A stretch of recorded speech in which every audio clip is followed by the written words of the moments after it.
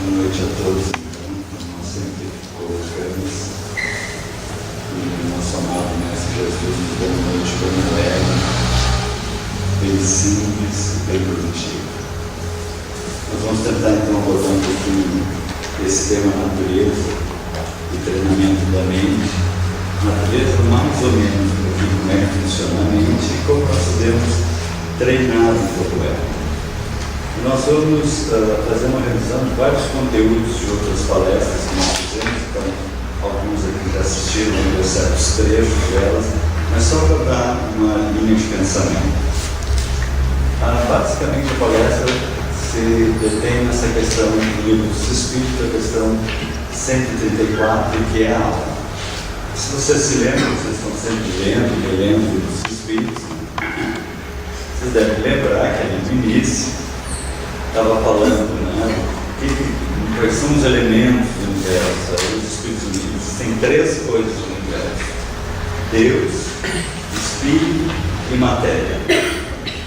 E aí Kardec pergunta, e a alma? O que é a alma então?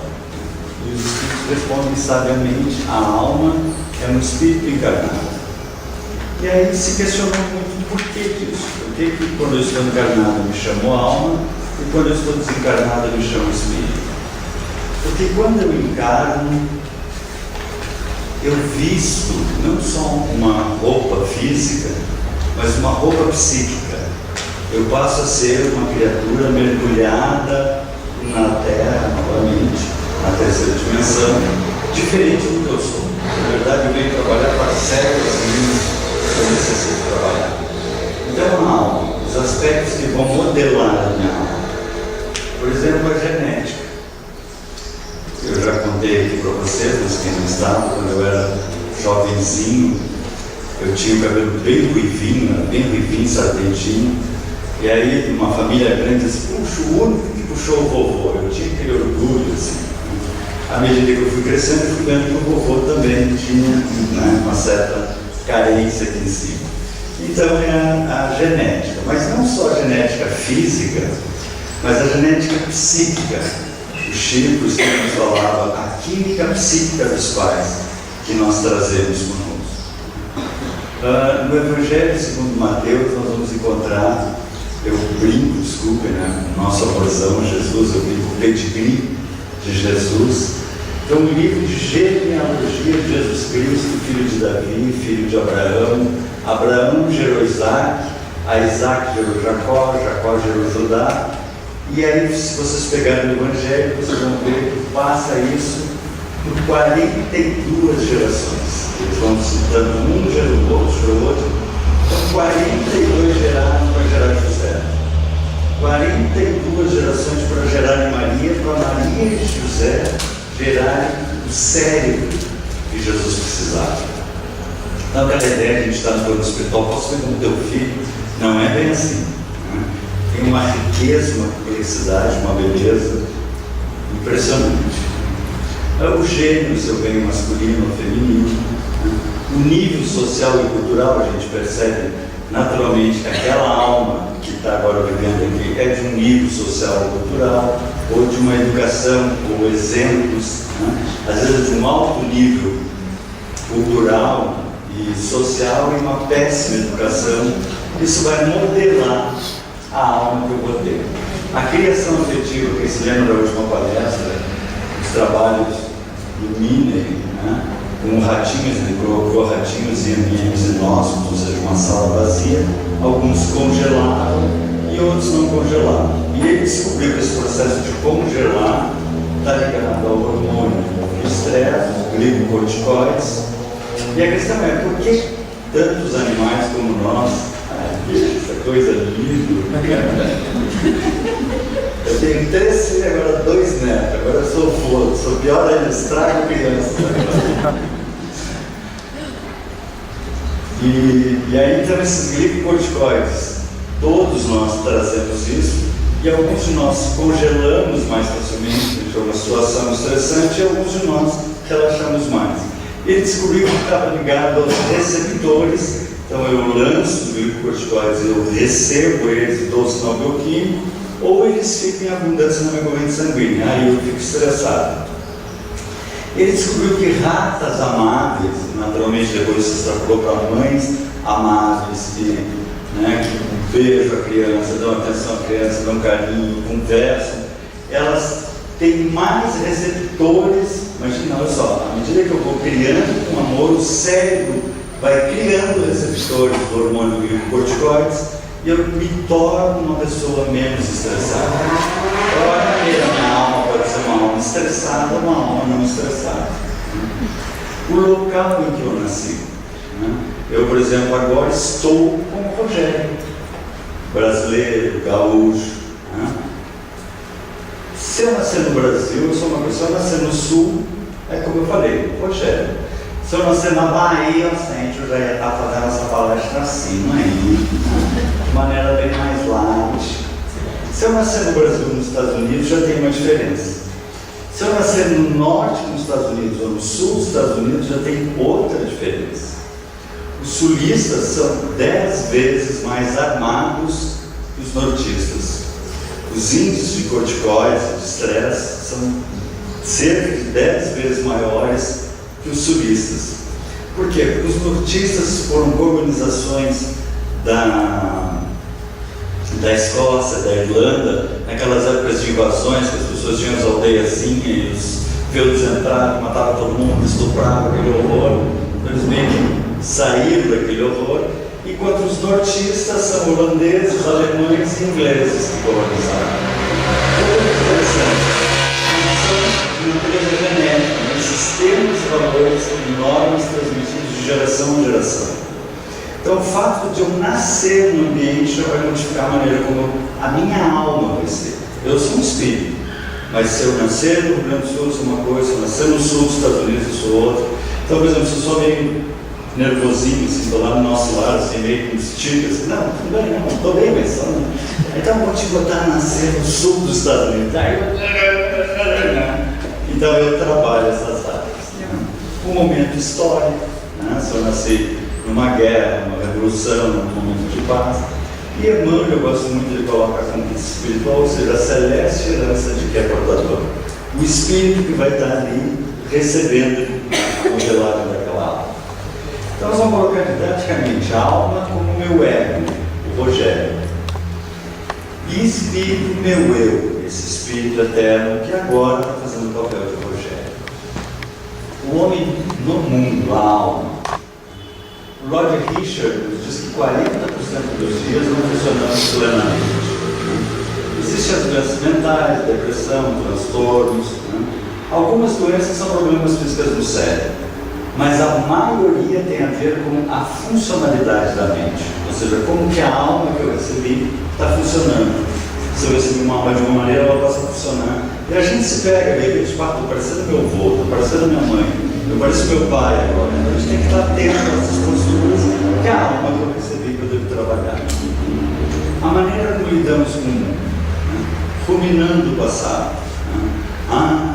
Tu não sabe o que meu pai me fez quando eu tinha 8 anos de idade. Teu pai já morreu, esquece. Vai adiante, como a gente briga espírita aqui. Não sabe o que me fez há 632 anos atrás, aquelas coisas se arrastam assim, e fica com aquela coisa, aquela mágoa. Ou então, cristalizando expectativas menos.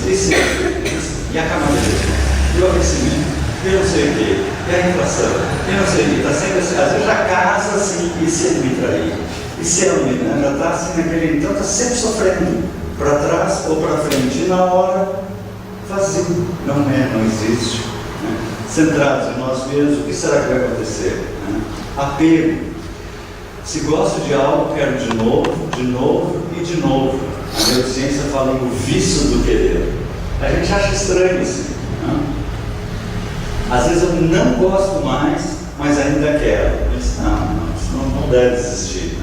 Aqui vocês não vão entender o exemplo que eu vou dar, porque eu sei que vocês já não têm mais isso. Mas tem gente que tem televisão ainda. E fica assim, nada que preste, muda de canal, nada que preste, Como a gente já colocou isso tantas vezes aqui, E vai dormir, no outro dia e tal, nada que preste, até ficar velhinho, morrer, e aí como é que foi sua vida? E televisão, e aí nada que preste, é uma vida rica, saudável, Ou seja, a gente não gosta mais, mas ainda a nossa alma está presa, né?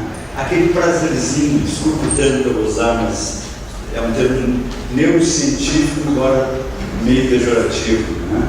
A gente lança dopamina no núcleo accumbens, em outras palavras, esse tesãozinho. Então a gente tem aquele tesãozinho de ficar assistindo, que horrível, tem que matar, jogar uma bomba, desgraçado, chega a baba, assim, a gente ainda tem prazer disso. Se a gente não tivesse prazer, a gente desligava com uma musiquinha, um livrinho, caminhar em volta da quadra, mas não, a gente está lá, né? Olha lá, né? E é o processo, né? Não nós aqui, mas o pessoal vai saber perguntar, né? Dedicamos mais expectativas e medos, remediando condições externas. O problema está sempre lá, né? Se acontecer isso, serei feliz. Se não, então a coisa fica sempre postergando. Se conseguir aquilo, se não, e a gente está sempre, lembra, a gente já abordou isso outra vez, a gente começa desde lá do primário, querendo ir para o ensino fundamental, querendo ir para a faculdade, querendo comprar casa, querendo ter os netos, querendo até assim, então chegar em nosso lar, já era, né? Porque passou a vida perdida, né? C.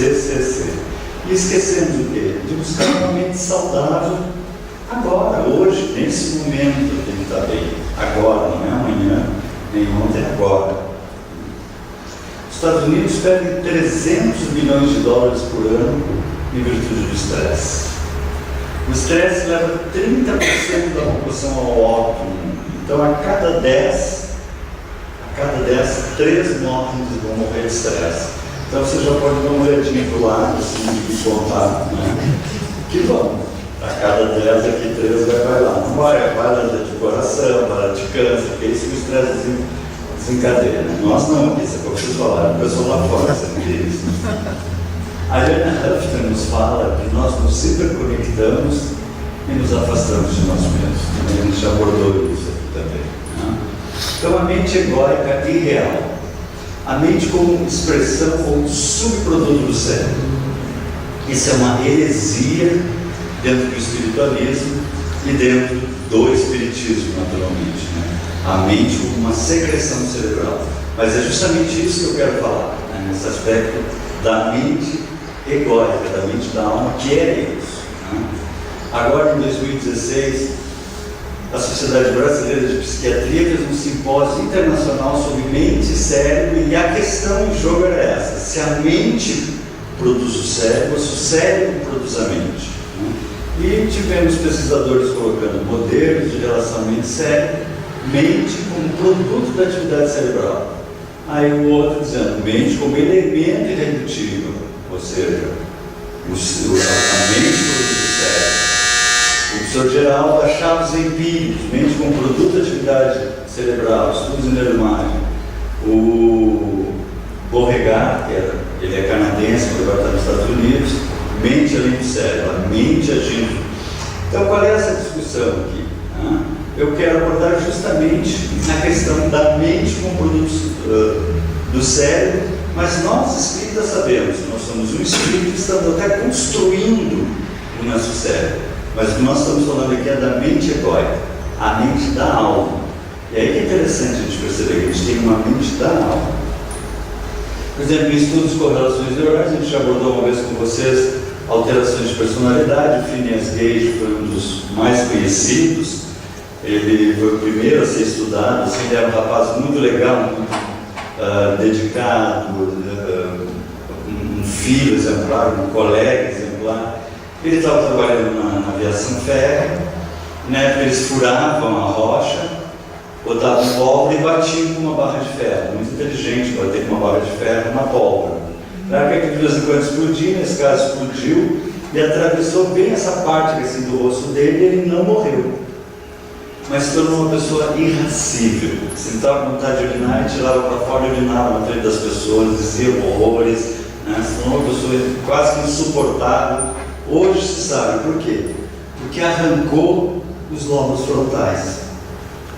Então ele ficou só com a parte animal ali, o cérebro neomamífero, paleomamífero, e a parte do neocórtex, da razão, da capacidade de analisar melhor, ele perdeu.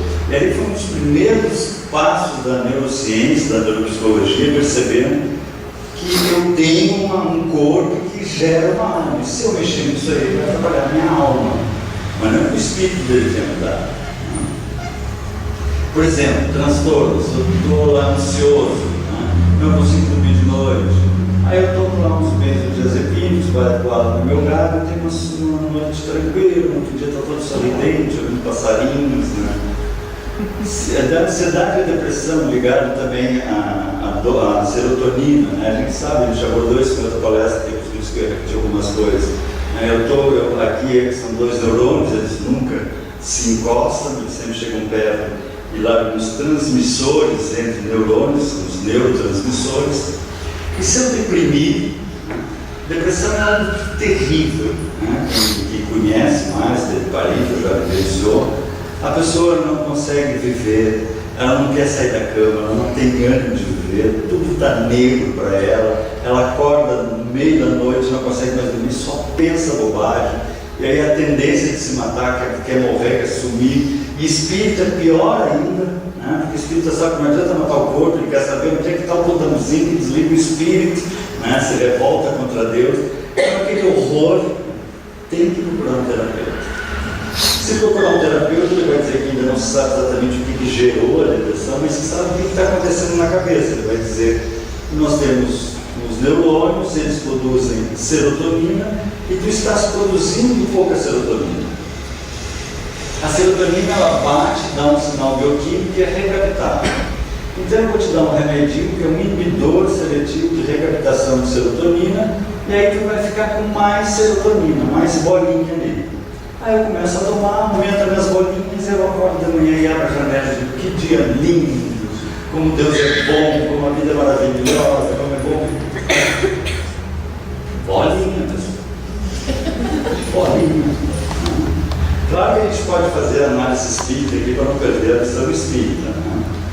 Alguma coisa não estava bem na minha vida, alguma coisa não estava mais concordando.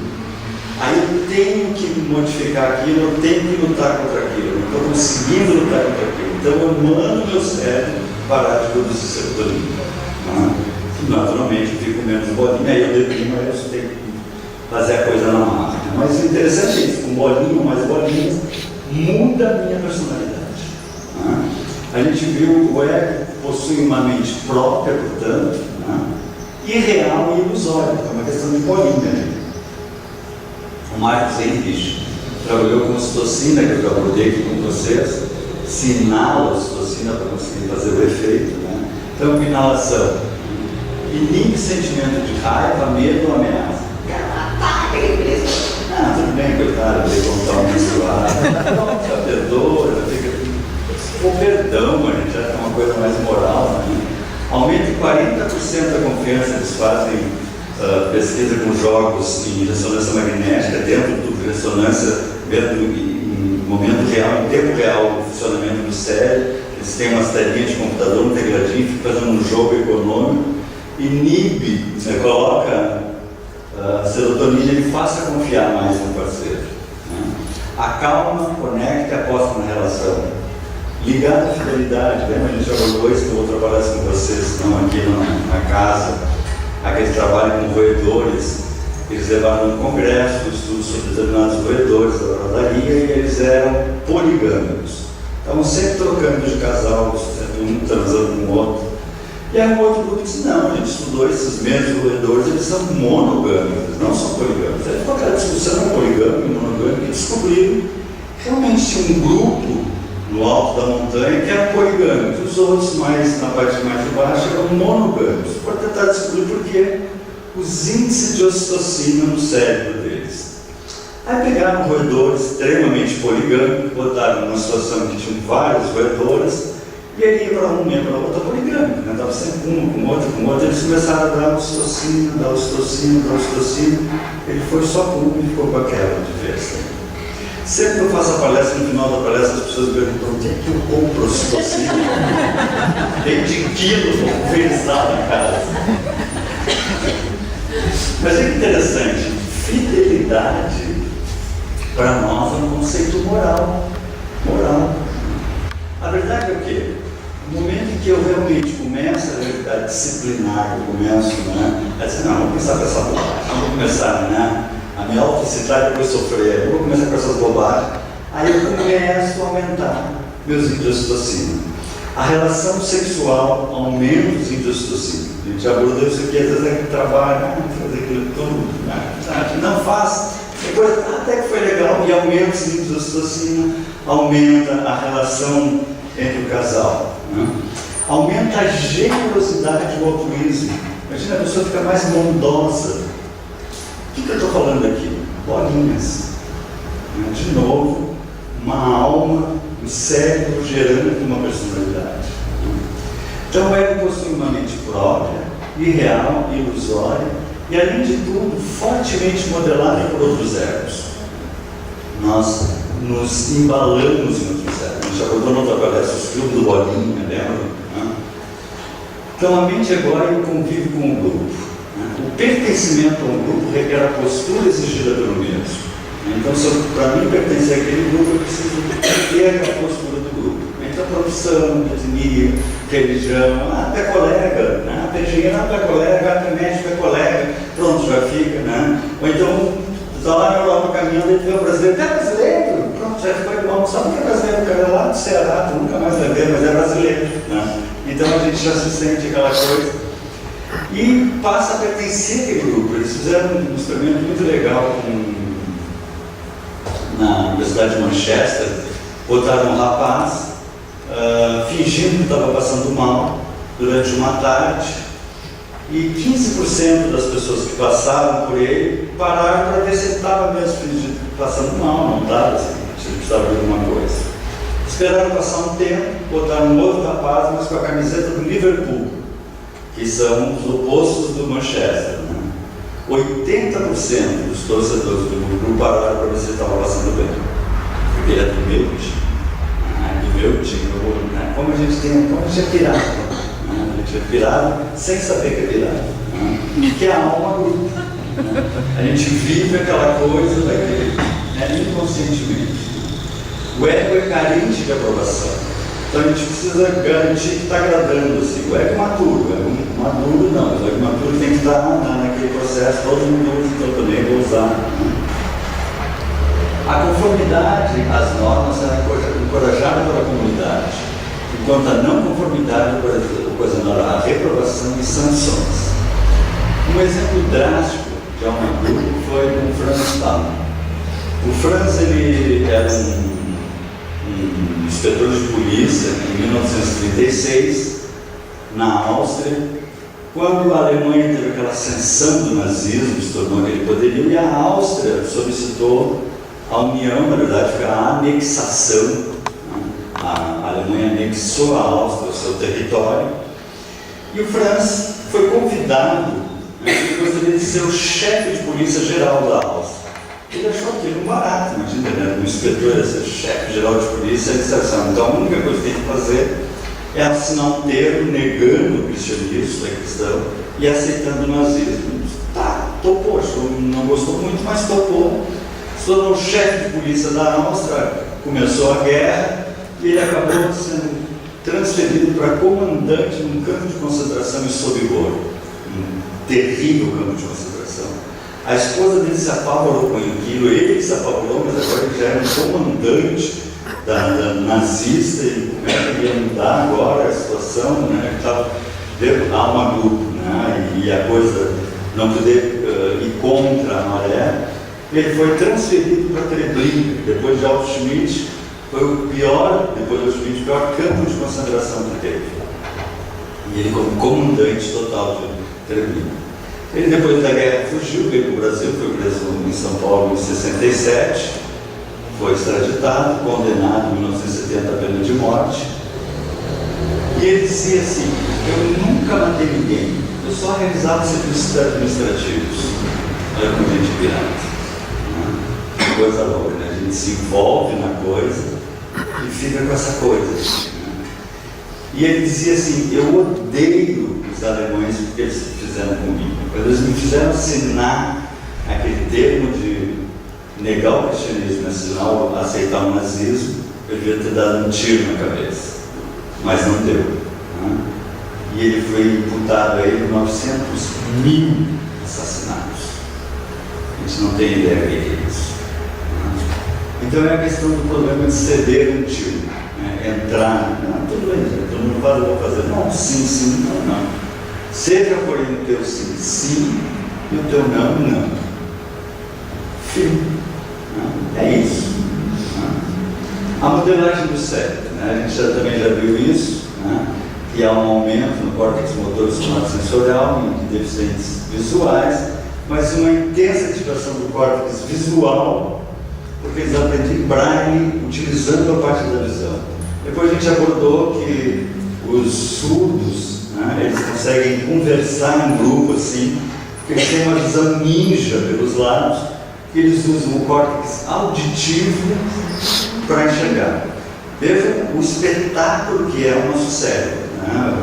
Como a gente falou na outra palestra, quando a gente abordava isso, a gente tem uma Ferrari na cabeça e anda de carrocinha reclamando da vida. Esse potencial que eles têm. Né? Depois daquele experimento com os olhos vendados, durante 5 dias, botaram filme fotográfico para que os voluntários se espiassem, queimavam e era desclassificado. E no 5º dia, ou seja, só em 5 dias, eles tocavam uma fruta, talvez uma pera, uma maçã, em apenas 5 dias, a parte visual começava a funcionar como tal. Para ver a rapidez que nós alteramos o nosso cérebro. A rapidez que nós temos essa dinâmica de mexer com o nosso cérebro, para melhor.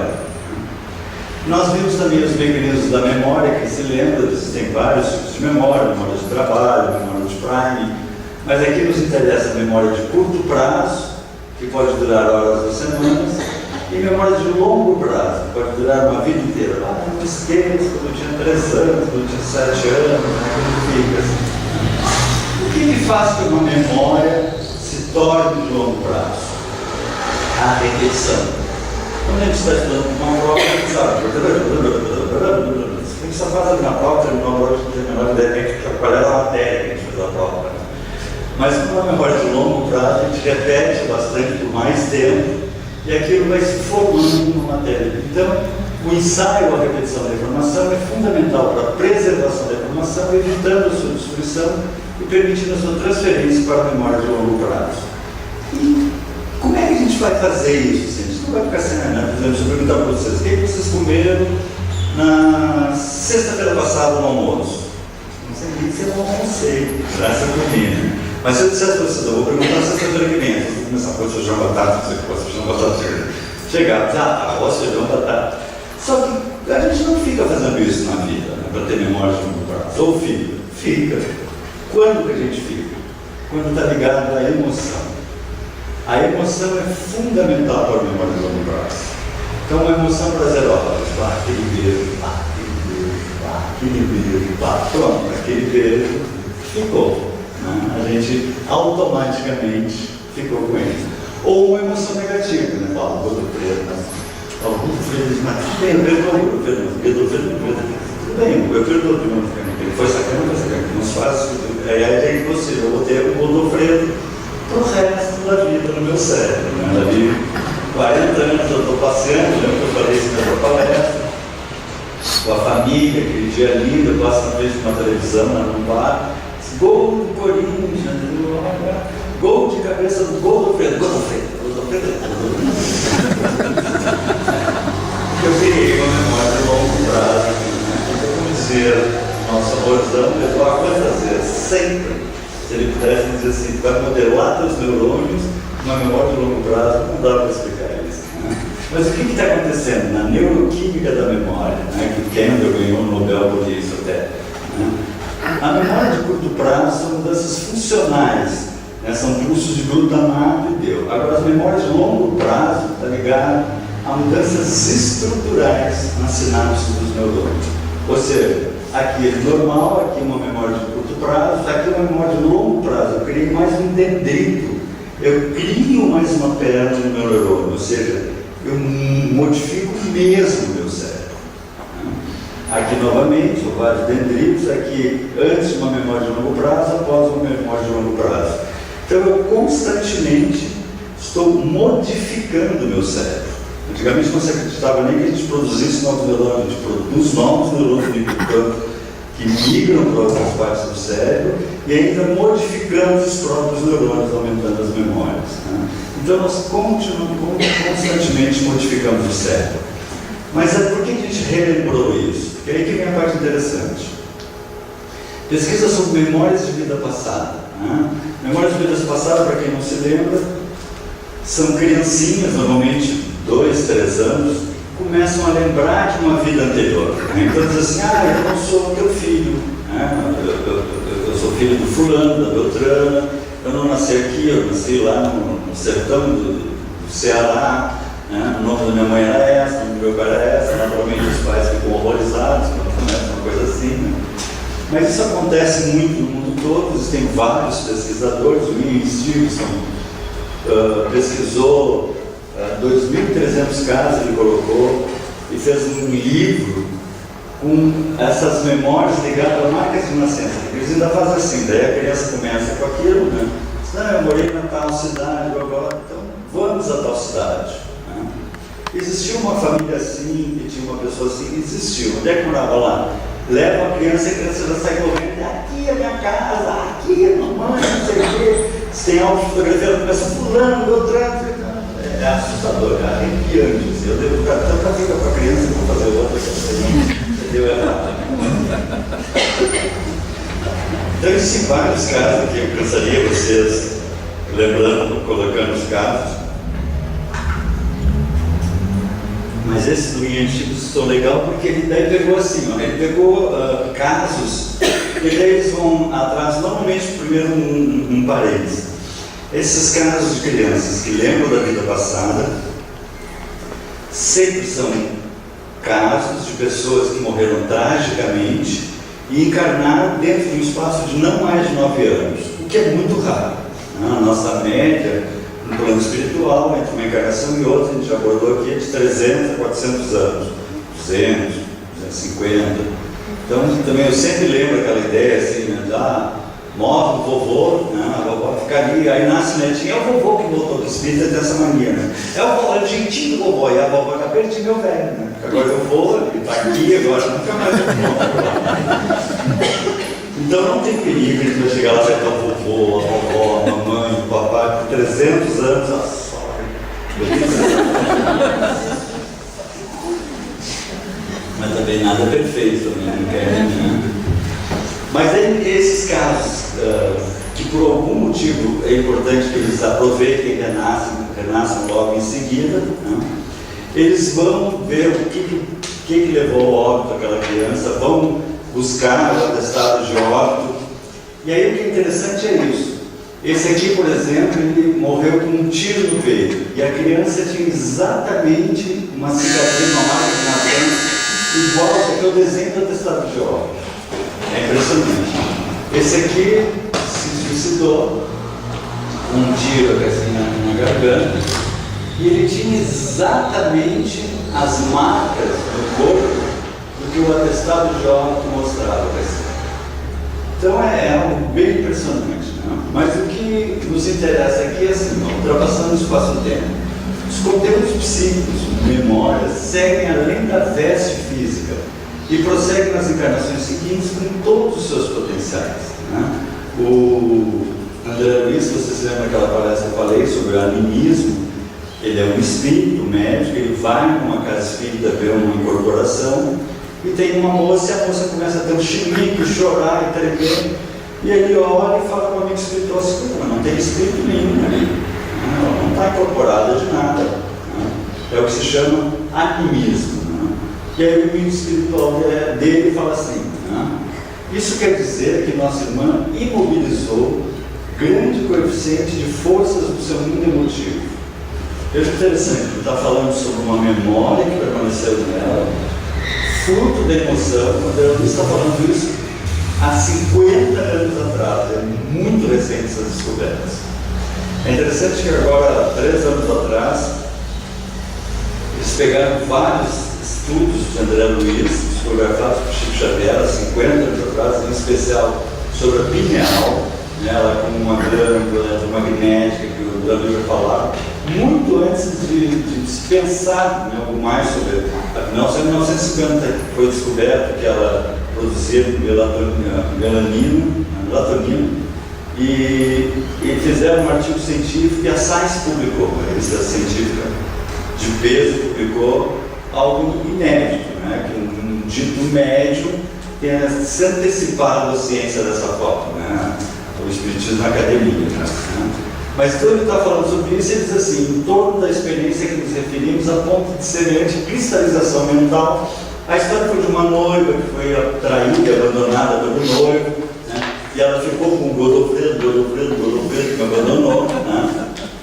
E aí o que acontece? A ponto de semelhante cristalização mental ter superado o choque biológico do renascimento no corpo físico. Então ali eu mostrei para vocês as cicatrizes, né? Nesse caso, a cicatriz é aqui. Eu carrego no cérebro o seguinte, aquilo que eu mudei no anterior. Na verdade é assim que nós evoluímos, né? As coisas boas eu carregando, mas essas tortas também, né? Então o ego produz, né, esse processo. E aí é que vem a questão. O ego produz. Né? E aí é que a gente está falando que o ego é irreal, é ilusório, né? E ele produz esse tipo de coisa. Né? Então, como uma mente egóica, distorcida, ilusória, eu gosto muito desse termo do Emmanuel, algemada, pode modelar no corpo um cérebro superior. Não, já que a gente fica nessa história. Então, a realidade do ego. O ego é uma designação mental aplicada a um processo dinâmico, um conceito útil que nos permite unir um conjunto de relações variáveis que integram percepções do ambiente, sensações, imagens mentais, emoções e pensamentos. Então, o que é isso? O ego é uma ferramenta para o palco em que nós passamos a viver. Então, eu estou fazendo o papel de filho, eu estou fazendo o papel de pai, eu estou fazendo o papel de culto, de inculto, de primo, enfim, eu estou fazendo um papel num cenário. Só que às vezes a gente pira e acha que a vida é isso aqui. Mas não é. É um papel. E muito decorado. Né? Eu vejo ver a Tafininha, a coisa mais linda, me lembrei das minhas, que está com 30, uma, 26, a outra. É rapidíssimo, né? Tem que aproveitar o máximo, porque é rapidíssimo. E é um papel. E agora está felizado, porque por uns mais de 5, 6 anos ela vai ser a princesinha e do príncipe cantado. Né? Ali pelos 12, 14 vai ser o diabo dos infernos, deixa ela ir nas baladas, todo mundo vai, só ela não pode ir. Né? E vai isso até os 18, ela com 19 vai ser pai. Então vai ter essa fase de príncipe cantado, diabo dos infernos. Mas é tudo ilusão. Né? E a gente entra nesses processos, esquece que na verdade a vida está fora do palco. Isso aqui se chama caricaturas, né? Ou seja, eu amplificar uma área que eu tenha um pouco exagerada. Né? Então o que é a alma?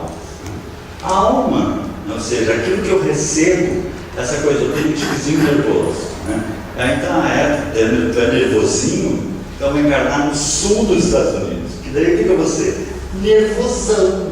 Né? Eu vou dar armado, com a pistola, dando porrada em todo mundo, e aí tomando porrada. Eu digo, pô, mas não é legal ser tão nervoso assim. Aí eu vou começar a tentar.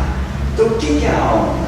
A alma é uma caricatura das áreas aperfeiçoadas. Então, isso é uma coisa legal. Né? Se a gente se acha legal, tudo bem. Mas se alguém já começou a fazer uma análise de si, já começou a ver que a gente resolve tudo, mas eu sou tarado, eu sou guloso, eu sou nervoso. A gente não é assim, a gente está exageradamente assim, a gente é melhorzinho. Isso é muito bom saber. Né? Isso aí está amplificado para que a gente trabalhe e lute contra isso, para que daqui não saia até que seja pago o último centímetro. Você fica tirado de vez em quando, chegar no plano espiritual e dizer, Deus, isso aí eu já não tenho mais, não sou mais essa neurose, agora vou cuidar da outra, que é. Mas é uma caricatura, né? Senão a gente fica na bolha da alma, se a gente não percebe isso, né? Ou a bolha do ego. Nessa ilusão do teatro, preso dentro desse teatro, na bolha do ego, a mínima contrariedade cria proporções desmedidas. Não pode ser. Né? A menor alegria torna-se eufórica. Ainda depois está chorando. Né? O sucesso alimenta a vaidade. A afeição cristaliza assim apego, meu filho, meu marido, né? O fracasso nos mergulha na depressão, a contrariedade nos irrita. Tudo ilusão. Tudo construções mentais. Viaja na nossa cabeça, a gente viaja na batatinha. A gente às vezes não nota isso na gente, a gente nota no colega, né? Que eu falo sempre no domingo, daquele dia, não, mas esquerda, que não vai contigo. E fica naquele curto-circuito, assim, só que a gente fica. Só que a gente é espírita, já vem mais evoluído. Mais uma boa, assim, mais discreta, assim. Mas é a mesma coisa. Né? E o problema é que isso tudo fica modelando o nosso cérebro. Vocês colocarão minhas leis em seus corações e escreverão em seu entendimento. Felizmente essa frase está errada. A frase correta é: diz o Senhor, meu Deus, porei as minhas leis no seu entendimento e em seu coração as escrevereis. Ou seja, vem do alto alguma coisa que nos impulsiona a despertar, a acordar, a perceber e sair dessa mecânica fechada do ego. Se não permanecerem em credibilidade, serão enxertados. Em preparação, nos dizemos: se o céu nos permite espalhar a divina mensagem no mundo, um dia exigirá nos convertamos em traduções vivas do Evangelho na Terra. Então, agora a gente falar um pouco sobre os mecanismos da mente, vamos falar um pouco sobre o treinamento da mente. Existem vários tipos de treinamento. A terapia cognitiva e comportamental, a TCC, é muito legal. A psicologia junguiana é legal. A psicologia positiva, que está agora cada vez se espalhando mais, é fantástica. Então, quem quiser pesquisar sobre elas, eu vou trabalhar mais um pouquinho conosco, porque eu tenho trabalhado sobre meditação. O treino da meditação. Tipos de meditação. Existem 5 tipos de meditação. Existe a chamada presença aberta, que eu vou falar, e a atenção focada. A meditação tem sido tão fantástica, a descoberta da meditação, que ela agora é ensinada na maioria das escolas de medicina, diversos centros de atendimento de saúde, psicólogos, médicos que trabalham na meditação. Então ela participa agora da academia, como se diz, né, como algo extremamente, uma ferramenta poderosa. Só que, claro, dentro de uma universidade, vamos fazer meditação, fica meio assim, então a gente faz mindfulness. Aí é chiquérrimo, né, pessoal? Mindfulness, fazer mindfulness. Mas é meditação. Né? Só que, embora essa meditação seja maravilhosa, e é uma meditação tibetana, essa é a mais primária que existe. É chamada da meditação tibetana de Shamatha Impura, mas já é fantástica. As outras 3 a academia ainda não conseguiu galgar, mas vai indo aos poucos. Né? Que vai ser a vivência do eu, ou a chamada Shamatha Impura, onde a gente vai trabalhar a meta-lavana, o amor incondicional, depois a meditação do altruísmo e compaixão, e por fim a meditação da devoção. Essas 5 meditações vão ser fundamentais para o treinamento da nossa mente. Como é que vai funcionar isso? A gente faz isso 10, 15, 20 minutos antes da prece. A gente vai fazer a prece, então a gente para e se concentra nesse processo de meditação. E depois, durante o dia, a gente lembra, para lá, a postura que eu estava buscando era essa. Lembra? Vou rememorizar para que a emoção leve uma construção de um cérebro positivo. Então, vamos ver um pouquinho a presença aberta, o que é. É eu parar, onde eu estiver, no meu quarto, de noite, de manhã, no fim de semana, na hora que eu estou fazendo a prece, e estar ali. Porque a gente sempre vai fazer a prece assim. A gente senta, assim,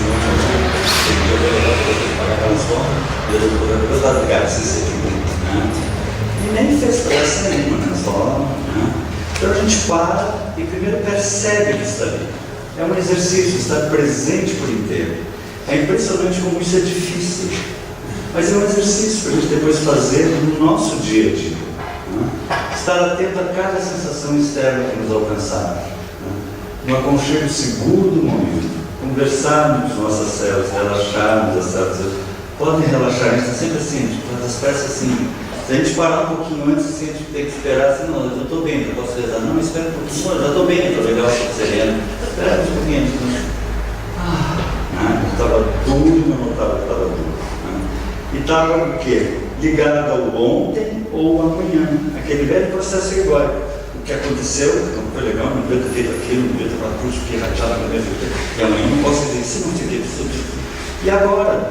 O agora é eternamente ausente e panarca. Então, eu agora eu tenho que viver. Agora eu vou tomar meu banho. Então, agora eu acho que tomar meu banho é uma coisa boa, essa aguinha, essa sabonetinha. Agora eu vou comer. Ai, coisa boa essa comidinha. Sincero, eu não acreditei, vou passar por mentiroso. Tem gente que come na televisão. É verdade. Eu vou comer uma saboreada, é coisa boa. Não é você está comendo, não posso esquecer aquela coisa de. Não, cada momento. Situarmos precisamente no espaço e no tempo que nos encontramos. Não vos preocupeis com o dia de amanhã, pois o dia de amanhã não verá assim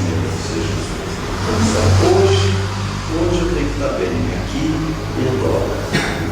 E é assim que eu vou construir o meu cérebro. Atenção focada, portanto, a gente pode exercitar, focar na respiração. Se o pensamento vier, deixa que se vá. Deu um barulho de gol, foi um gol, continua meditando. À medida que relaxa o corpo, todo o relaxamento do coração, limpando as emoções negativas, mentalizando serenidade, paz, a gente exercita isso. E durante o dia eu estou saindo daquele ponto e volto a exercitar. Relaxa então o cérebro, a mente, acalmando as ondas mentais, entrando em ondas altas, mentalizando a serenidade. A gente produz isso, a gente fabrica isso. Mas não acontece sozinho, acontece agora. Então, relaxa o corpo, relaxa o rosto, relaxa o corpo cabeludo, relaxa o pescoço, relaxa a mente, relaxa o coração. A gente produz isso. Após ter produzido no corpo, coração e mente um estado de calma, serenidade, equilíbrio, então deixa o corpo e repouso e passa para outro estado meditativo. Então até aqui foi o Mindfulness, que é maravilhoso, tem inúmeros artigos acadêmicos sobre os efeitos no sistema imunológico, sobre os efeitos no sistema emocional, é maravilhoso. Mas a gente pode agora ir além e passar para a chamata pura. Chamata pura. O que é a chamata pura? Vivência do eu. Depois que eu estou bem tranquilo, bem relaxado, eu começo a descascar o meu eu. Já que eu sou uma alma, já que eu estou Rogério, eu não sou Rogério. Então eu não sou esse ego, eu não sou essa alma, eu não sou esse corpo aqui vai para o lixo. Esse Rogério é só dessa vida que estão me chamando de Rogério. Eu não sou essa personalidade de brasileiro, de gaúcho, eu não sou isso aqui. Eu vou descascando isso. O que vai acontecer? Eu vou chegar no não sou esse corpo, não sou esse nome, não sou essa personalidade. Eu chego no eu. Eu. Não tem nada a ver com nenhum desses processos do cenário. Tudo é cenário. Pai, tio, chefe, subalterno. Tudo é cenário. Eu profundamente sereno. Não está ligado a nenhum desses compromissos, nenhuma dessas coisas. Um filho de Deus, espacial e atemporal, viajante no infinito. Eu sou um eu viajando no infinito que momentaneamente estou mergulhado agora fazendo esse papelzinho de Dona Antônio, seu Pedro. Doutor, olha como que está. Morreu Dona Antônio, seu Pedro e o nome junto. Porque lá quem me encontra lá dizendo, fulano, eu digo, fala isso, fala. Porque foi de outras, de tantas que a gente tem. Um viajante no infinito. Emmanuel nos diz assim, as entidades encarnadas permanecem dentro de laborioso aprendizado para servirem o mundo na qualidade de espíritos gloriosos. Ou seja, a gente perceber que nós somos filhos de Deus. O pássaro mais belo, sabe? A gente vê esses pássaros, esses cantos de pássaros, coisa mais linda. Ver um canto humano, não tem igual. Ver a beleza, não tem, nós somos a coisa mais bela que existe. Somos filhos de Deus mais belos que existe. Essa é a maior finalidade da escola humana. perceber que nós somos espíritos gloriosos, que pertencemos a outra dimensão, e não a esse espaço-tempo, né, que vai havendo esse processo de entropia, de desmanchamento, da coisa franja, dos códigos de barra, da linha, coisa e tal, já foi isso. E aí começam os estados alterados de consciência. Naturalmente, quando a gente começa a sair do ego, começa a perceber além do ego. E isso é muito legal, começa a ampliar a tua capacidade de percepção de visão. Como diz Paulo, considere o que te digo, porque o Senhor te dará entendimento em tudo, vai abrindo o nosso campo de visão. Eu, quando tinha mais ou menos uns 5 anos de idade, estava brincando de pegar com a minha irmã dentro de casa, saí do quarto da minha mãe, assim, e aí quando eu saí, tinha um velho sorrindo, me olhando, assim. Claro que, como um espírito muito evoluído, voltei correndo para a cama. Vai, tem um velho. Aí minha mãe foi lá e disse, não, velho na sala. Aí voltei e não estava mais. Mas aí a minha mãe é advogada, meu pai é engenheiro, ateus, graças a Deus. Então, só ficou meio estranho essas coisas. Mas tinha uma avó que era espírita e, claro, ela falava, eu não estou vendo coisa lá em casa. Aí ela pegou fotos de gente da família e a foto do outro bezerro de Mineiro. Quando ela mostrou a foto do bezerro, eu digo, é esse aí. Foi interessante que eu só fui me tornar espírita aos 17 anos e foi importante para a construção da minha fé e para o despertar, porque logo, eu sempre sou muito racional, né? Eu disse, será que eu não poderia ter visto essa foto em algum momento e projetado ela? Eu poderia ter essa possibilidade de uma criança de 5 anos, né? Mas na verdade eu nunca vi, não conheço uma foto do bezerro de Menezes sorrindo, mostrando os dentão, colorida, com um terno azul xadrez trimoderno, que era bem para mostrar assim que, né, era ele. Depois, claro, eu fui dando mais contato com ele, fui percebendo, mas foi muito legal isso. Eu ainda jovem sempre fui apaixonado por música, né? Meu grande amor, né? Quando eu passei no vestibular, me perguntou, o que tu quer? Porque eu passei para engenharia, eu digo, as caixas, que eram umas caixas de veludo com os discos, uma caixa do Beethoven e do Chopin, ele me deu as duas, assim, aquilo era flanelinha, ouvindo. E uma vez eu fui num concerto na Catedral de Porto Alegre, um quarteto de cordas italianos a tocar, e eu fui, sentei, quando eles começaram a tocar, eu fechei os olhos. Quando eu fechei os olhos, mudou totalmente o meu corpo. Eu assumi o corpo da minha vida anterior, com o cabelo preto, Chanel, assim, a gola de fino cetim de padre, porque eu era padre, não precisa dizer, né? E aí eu, como Rogério, fiquei assim, né, olhando aquela situação, assim. Então foram vários passos que foram se dando, aí depois eu fui compreendendo quem que eu era. Eu, na verdade, eu fui um sacerdote católico, na minha última encarnação, eu nasci em 1650, desencarnei em 1715, era um sacerdote na corte do Luís XIV, na França. E em 1900, eu voltei agora em 1958, fiquei 243 anos lá. E em 1989 eu fiz uma palestra no Congresso Mundial Espírita, e aí o pessoal da Bélgica ficou encarregado de fazer o próximo congresso na Bélgica, me convidaram se eu gostaria de fazer uma palestra lá. Eu fui, fiz a palestra. Aí em 1990 nós estávamos ligados à federação, fazendo a construção, a fundação do Conselho Mundial Espírita, Molina até ficou presidente, eu fui para a Espanha. E aí eu estava saindo do congresso, nós estávamos todos saindo do congresso, que a umas 3 quadras dali tinha um restaurante que os congressistas todos iam para lá. Eu sou brincalhão, mas eu sou muito tímido, sempre na minha, assim, meio sozinho. E aí eu vi que tinha um grupo meio que olhava, via, assim, mais distante, eu meio que olhei, cumprimentei e disse assim, então foi tudo que fez a palestra na Bélgica ano passado? Eu digo, foi e tal. E aí começamos a conversar, e eu comecei a contar piada, já fomos rindo, aquelas 3 quadras. Quando nós chegamos no restaurante, que o rapaz deu aquele silêncio, ele abriu a porta, meu querido amigo espirituoso, assim, tu viu que tu estava falando com francês, o tempo todo em francês? Aí ele falou assim, porque eu falo francês, agora o Rogério não fala uma palavra de francês. Eu disse, agora? Ele já falou, como é que eu vou entrar no restaurante e agora não falo mais? Né? Falava até pouco. Não?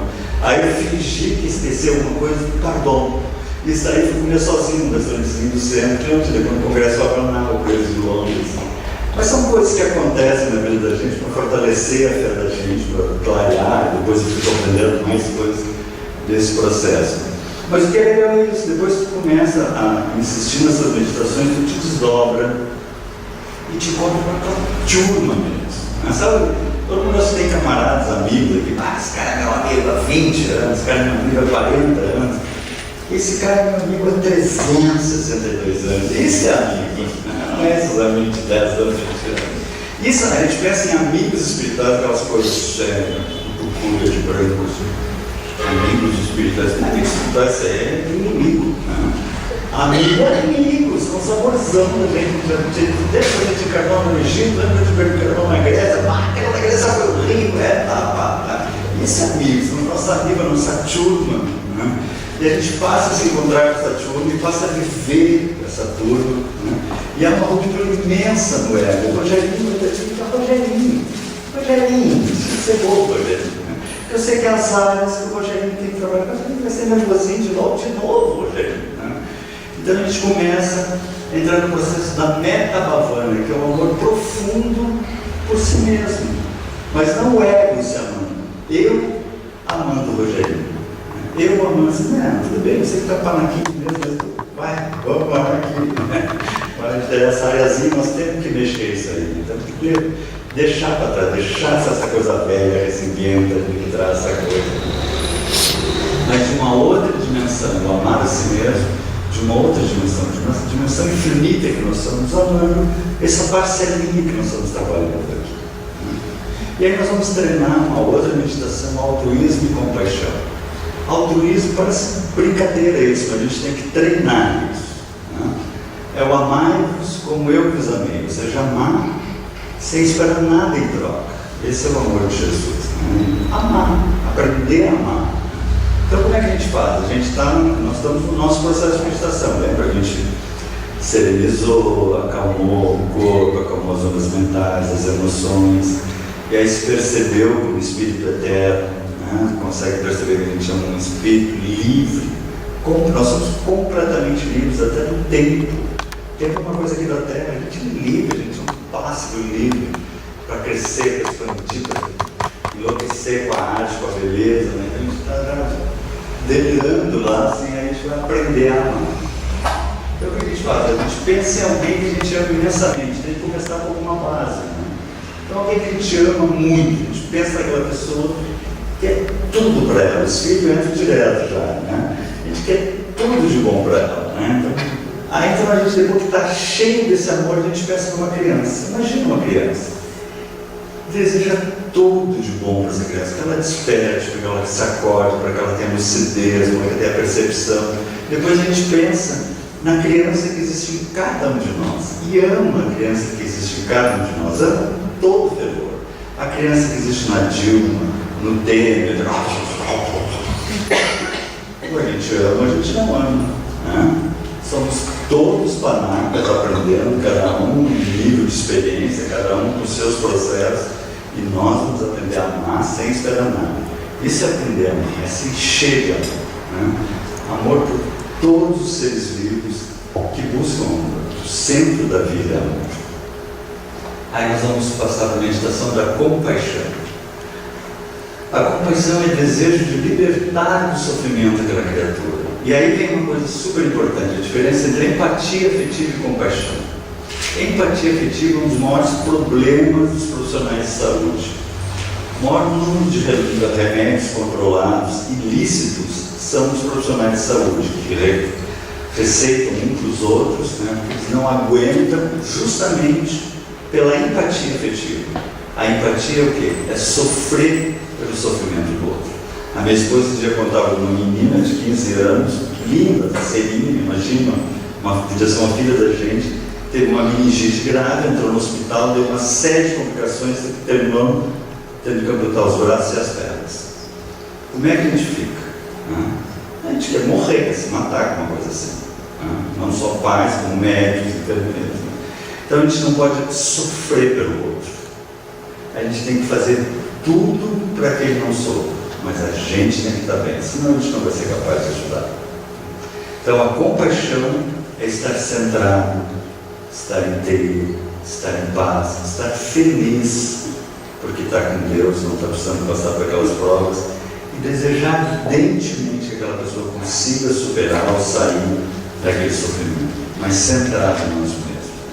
Então nós vamos exercitar a compaixão de que aqueles que estão no poder de ter, possam se acordar que nada é real. Aqueles que acham que perderam, nada é real. Né? Tantos que mergulham em tantas dores que possam encontrar o caminho que sai dessa loucura, que se despertem para a realidade da vida. Todos os seres que universo do sofrimento. E por fim, então, mas a sabedoria que vem do alto, primeiramente pura, depois pacífica, moderada, tratável, cheia de misericórdias e bons frutos. A meditação da devoção. Depois que eu já exercitei tudo isso, aí eu me entrego ao Pai. O que é a devoção? A entrega total ao Pai. Pai, o que queres que eu faça? Qual é o caminho que queres que eu siga?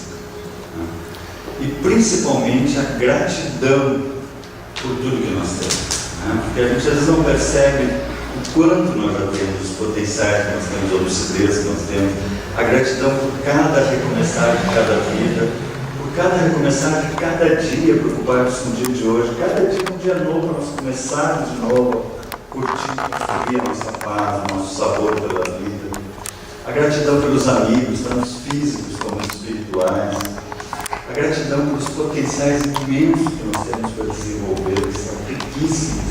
Às vezes a gente vê aquelas escolinhas infantis com aquelas pinturinhas. Olha a nossa escola. É linda, belíssima, maravilhosa. Nós que temos uma nuvenzinha na cabeça, assim, perdendo essa oportunidade de viver. Então, uma das passagens, né, Senhor, o que queres que eu faça? Eu acho linda é quando João Batista vai batizar Jesus, ele diz assim, tu que devia me batizar, mas diz, não, faça que se cumpra as Escrituras. João Batista ouve uma voz que diz assim, esse é meu filho amado, em quem tenho alegria. E essa passagem é uma passagem que sempre me marcou muito, assim, de alegrar o Pai. Mas sabe aqueles aluninhos, panaca, burrinho, assim, mas tenta ser burrinho legal. Aquele filhinho bem desajeitado, mas tenta ser legal. Para a gente tentar agradecer a Deus sendo legal, sendo o mais legal que a gente puder ser, mais querido, mais doce, mais amado que a gente puder ser. Emmanuel nos diz assim, Pai nosso, é necessário começar e continuar em Deus. Então a gente sempre diz, Pai, falo isso ou não falo isso?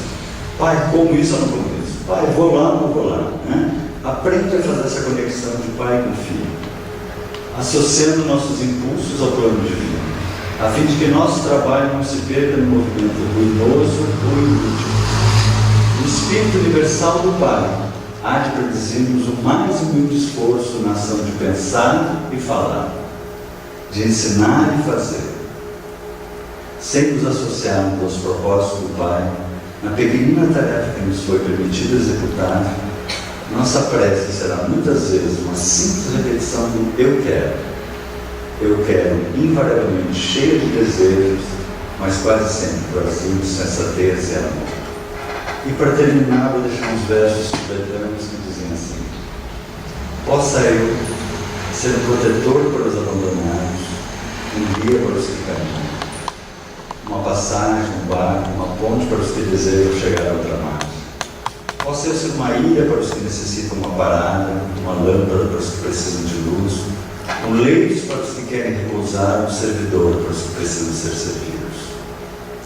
Como a terra e os outros elementos que servem de milhares de usos, de seres incontáveis em todo o espaço infinito, possa eu de mil maneiras ser útil aos seres que povoam esse espaço, por todo o tempo, enquanto nós estejamos todos livres do sofrimento. Ou como dizia Francisco de Assis, fazendo instrumento de vossa voz. Era isso, obrigado.